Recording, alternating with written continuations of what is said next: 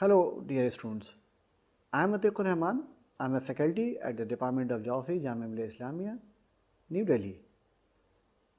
Today we are going to understand and see a very important topic and which is a base, and the title of this today's discussion and lecture is Photogeology, Visual Interpretation of Aerial Photographs. In this module and in this lecture we try to understand different learning objectives.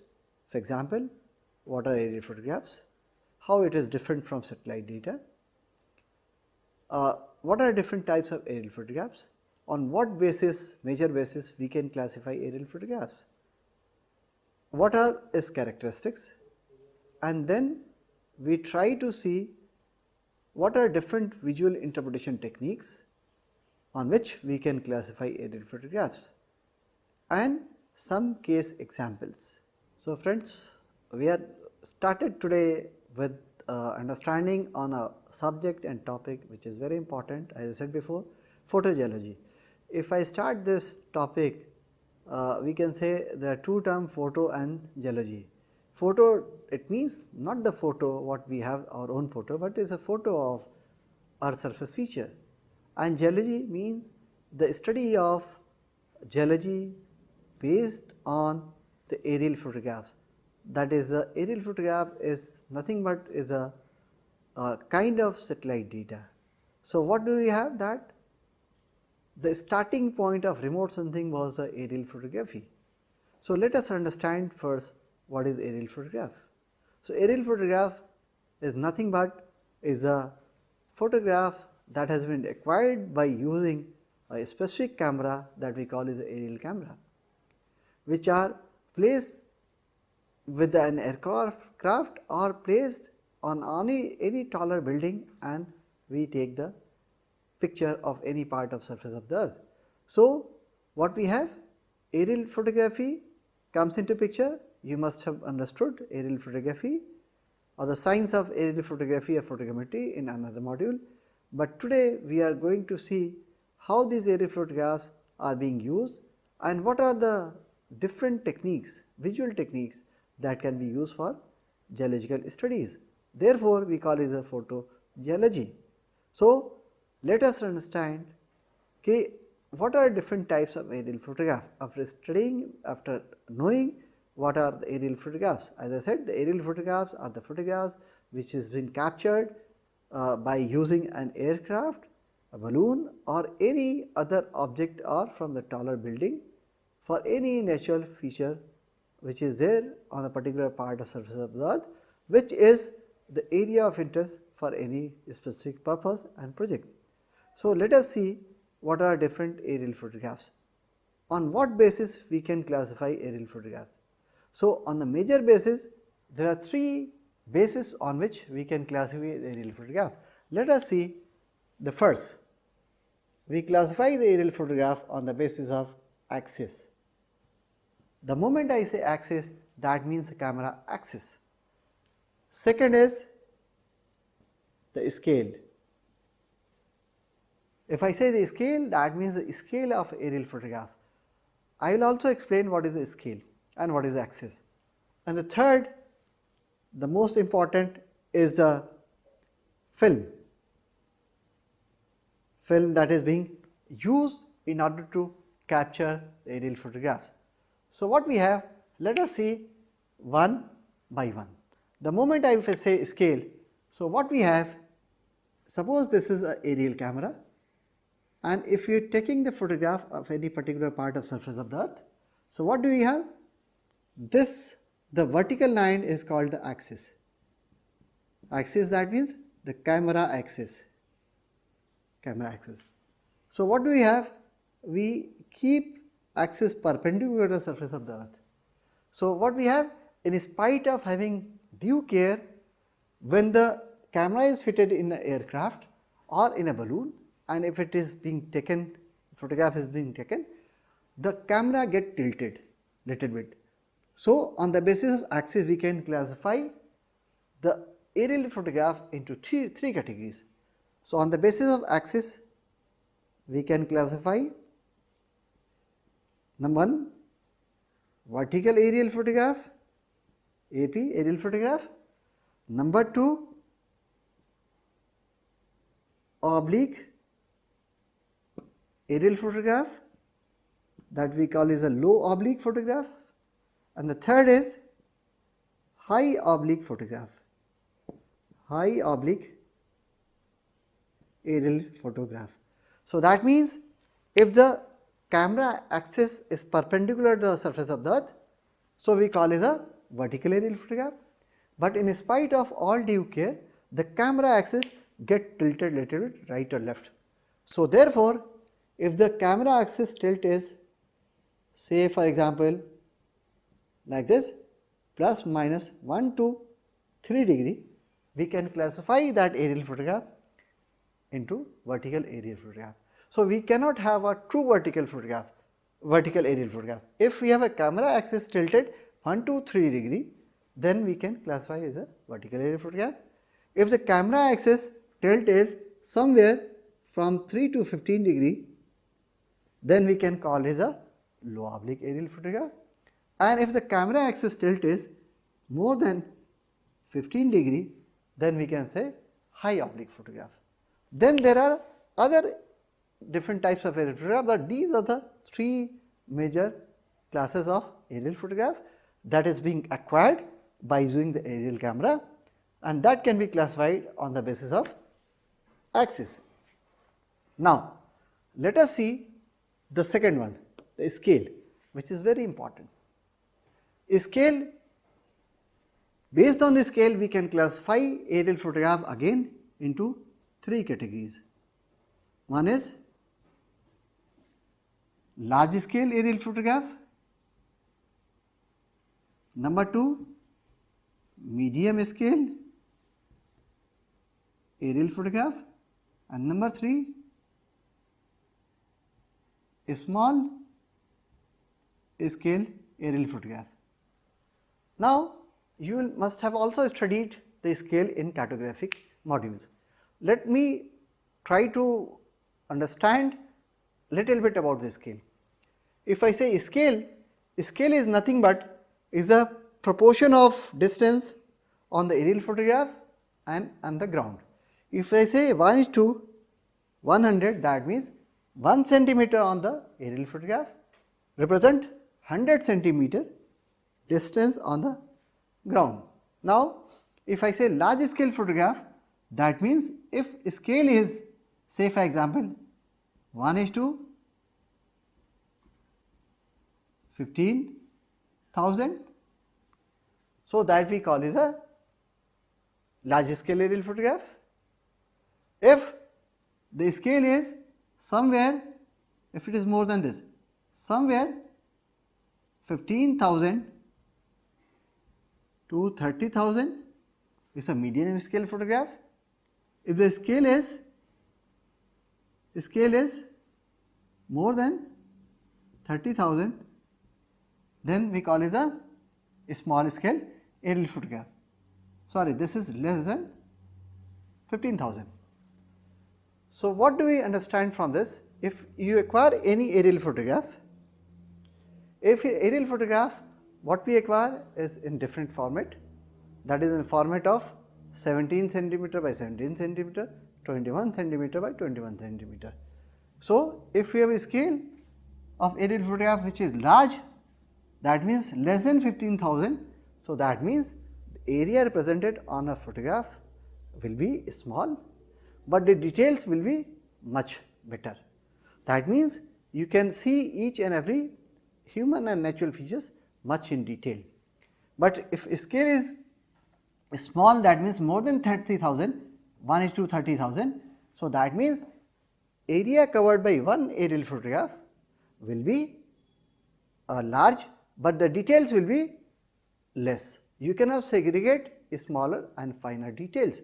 So on the basis of scale, we can classify aerial photograph into 3 categories. Now third, that is a film. Again on the basis of film, we can classify aerial photograph into 3 categories. Number 1, which is a very old one, black and white aerial photograph, that we call is a panchromatic photograph or panchromatic satellite data. Second we call is a colored aerial photograph, AP designates aerial photograph, and the third is a infrared aerial photograph. So that means based on the film which we use in the aerial photograph, we can classify aerial photograph into number 1 black and white aerial photograph, second is color aerial photograph. These two you understand easily and better. But infrared photograph, let me tell you, it is the photograph which is being taken in the infrared region of electromagnetic spectrum, for which you must have studied in the remote sensing satellite data. So what we have seen by now, the aerial photographs and what are different types of aerial photographs. In that we have taken the axis.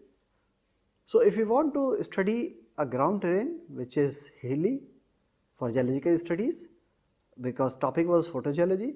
So for photogeology, if you want to study the hilly areas, if you want to study the landform, if you want to study the valley and mountains, then you need to have a photograph maybe captured in the high oblique or low oblique. But if you want to study the area which is flat, if you want to study a flat terrain, then for that you need to have a photograph which can be taken into vertical or low oblique photograph. So this is the utility and this is the use of scale of aerial photograph, axis of aerial photograph. The second is, as I said, the scale. So therefore what I can say is that if you want to study the large area, maybe a state or regional level, then you need to have an aerial photograph which is being captured at a scale more than 1:30,000. Why? Because it can cover a big area in one aerial photograph. And if you want to study medium size areas and all, then you need to have a medium size scale 1:15,000 to 30,000. And if you want to study the micro units, smaller units in detail, whether soil, forest type or rocks or minerals, for that what you need to have? You need to have a aerial photograph that can be taken at a scale of less than 15,000. So you can ask that if these are the only 3 size of aerial photograph we can have on these 3 scales, the answer is no. You can have aerial photograph as per your own scale. If you want to have an area that can be captured at a scale of 2000 or 4000, maybe 4000 for cadastral mapping, you can have at the 4000 scale. So you can have aerial photograph as at your own desired scale. For that you need to have agencies, you need to tell the agency when you put a indent to acquire the aerial photograph. So you can have a aerial photograph at n number of scales, 1:10,000, 5,000, 6,000, 6,500 and so like that. So the basic objective of telling the classifying aerial photograph on the basis of scale is that at what scale you want to have, that depend upon it precisely on the purpose and the need. And the third, what I said, the black and white photograph and color infrared and colored photograph. If you want to have a better separability and interpretability of any object, then you need to have a colored photograph or infrared photograph. Why infrared photograph? Because you must have studied in remote sensing that there are certain features which do not behave better or well in the visible region. So in the infrared region, say for example vegetation or some rocks and minerals, they behave better in infrared region. So what I can say that now let us see what is the advantages and disadvantages of aerial photograph compared to satellite images. Now what we can say that it was starting point of remote sensing, that is acquiring of aerial photograph by balloon, pigeon and all. So that was starting point. Today what we are having, we are having a aerial photograph of at a scale of 1:4000, 5000. In earlier time we do not had that bit good quality of aerial photograph in terms of spatial resolution or scale. So the aerial photograph was of immense use, but now what we are having satellite data which is as good as aerial photograph which is acquired, which is being captured at 1:2000 or 4000 scale. Say for example, satellite data of Iconos, Quickbird and so and so. So, but still the importance of aerial photograph is immense. So, now let us understand the second part or second half of the today's discussion is a visual interpretation. So, if I say visual interpretation, what we have here is visual interpretation.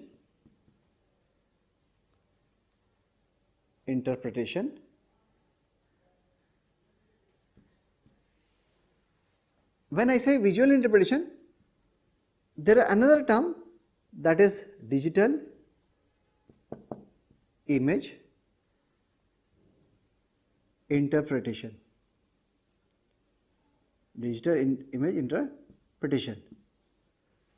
So, as its name says that visual interpretation, what we do visually by own eyes and hand, whereas digital image interpretation precisely means we apply our mind, brain and the computer software and technology.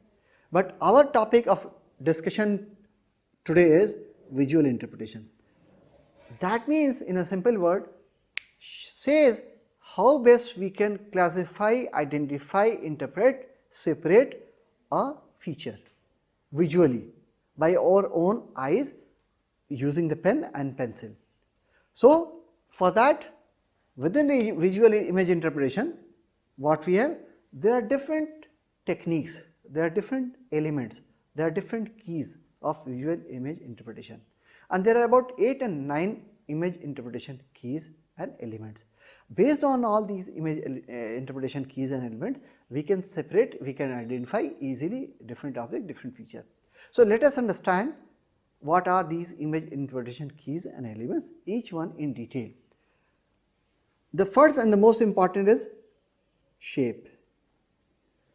Shape means what is the shape of a particular object, whether it is a circular, whether it is a rectangular or whether it is a linear. Say for example, if it is a road, then it could be linear.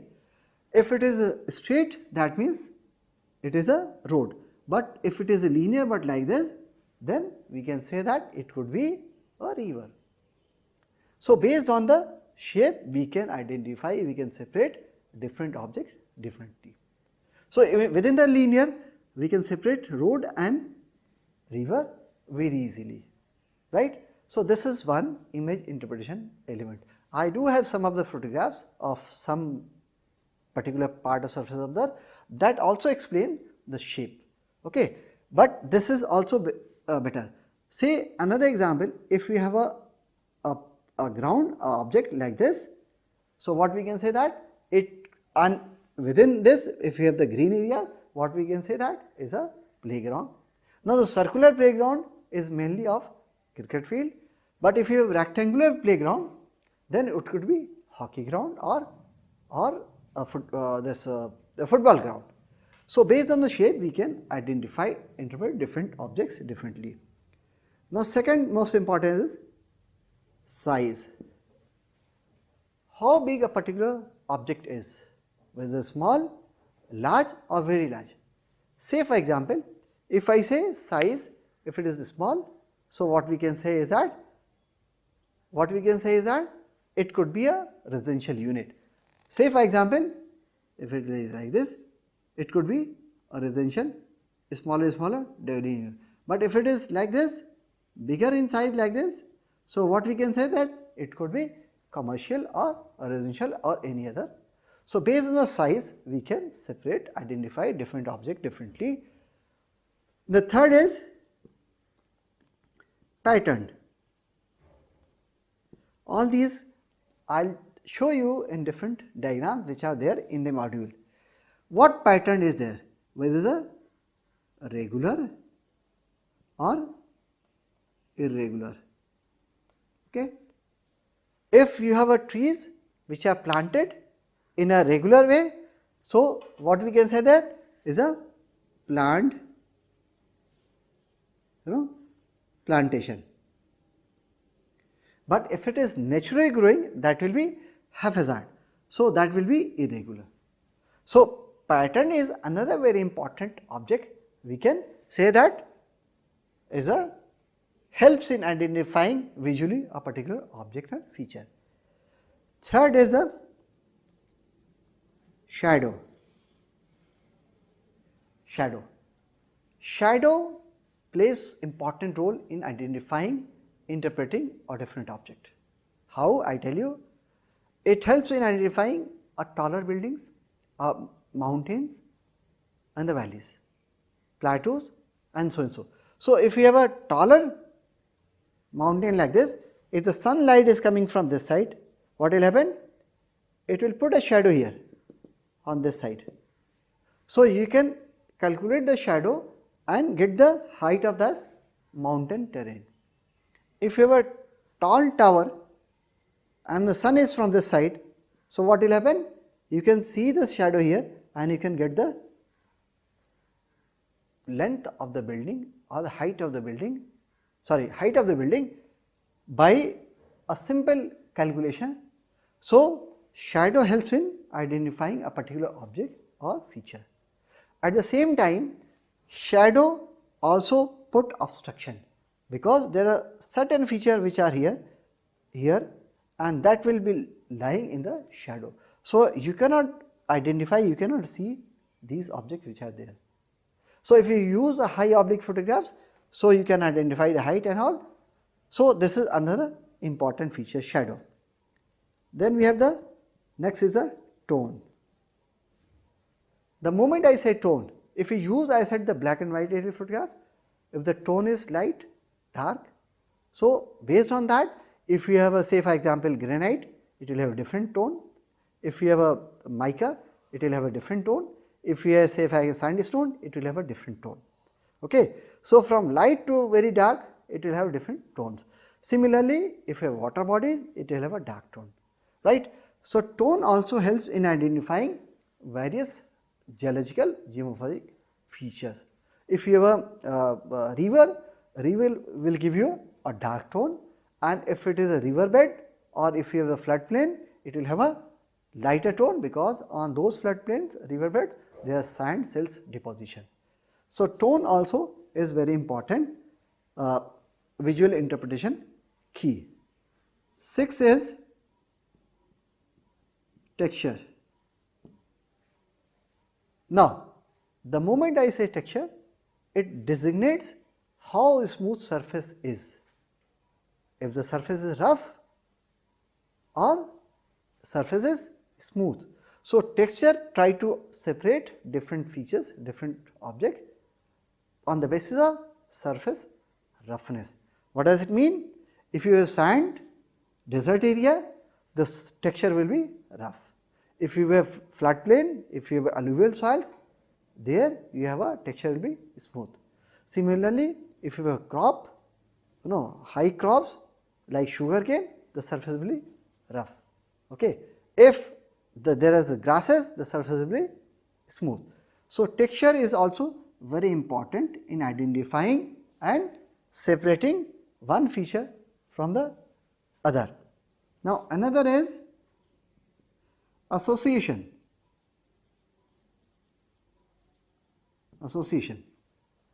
The moment I say association, that means a particular object is associated with any other particular object. How? Say for example, if I say alluvial soil, so I cannot say alluvial soil in a desert area, because alluvial soil are formed in the floodplain. So, association is very important. The association of alluvial soil is with the rivers.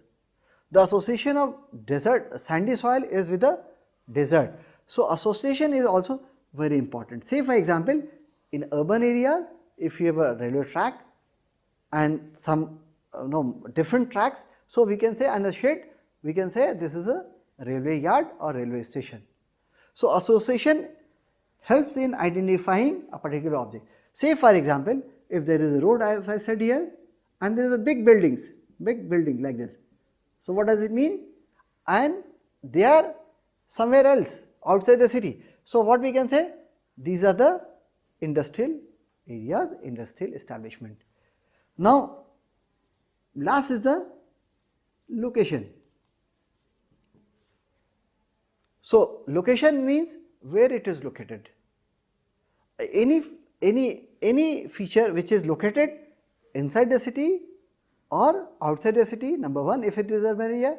If you are trying to understand the natural conditions in a desert area, in the mountainous area, in the valleys, where a particular object is located. So, location is also very important, plays an important role in identifying, separating a particular object or feature, right.